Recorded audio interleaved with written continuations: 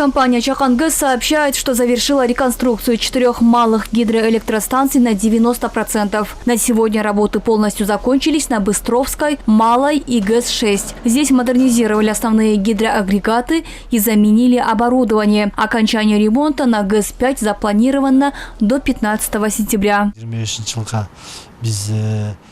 В этом году мы отремонтировали 4 гидроагрегата на Быстровской, Малой и ГЭС-6, а на ГЭС-5 работы подходят к завершению. Помимо этого, в нашем распоряжении находится 10 малых ГЭС. В этом году не было аварийных отключений, и все планы по выработке электроэнергии выполняются успешно. Кроме того, наш текущий годовой план составлял 186 миллионов киловатт-час электроэнергии, из которых на данный момент мы уже произвели более 165 миллионов киловатт-час.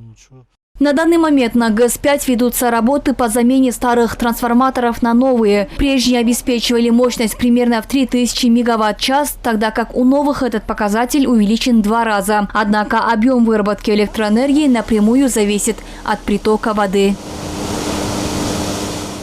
Реконструкция в данное время проводится увеличение мощности. Прошлый трансформатор была мощность 3000 кВт, а в данное время увеличиваем мощность, 2 раза увеличиваем, что 30 кВт будет. 2 трансформатора, если суммарно посчитать, 12600 кВт-ампер. В данное время устанавливается монтажная и наладочная работа своими силами, специалисты наши.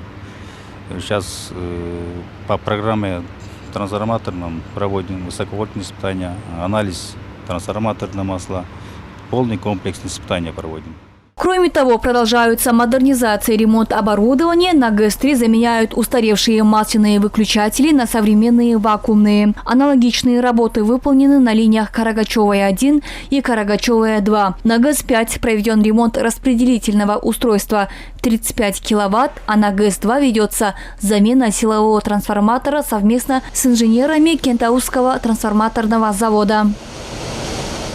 В компании отметили, что подготовка к отопительному сезону ведется по утвержденному графику и направлена на обеспечение надежной работы энергетической системы страны.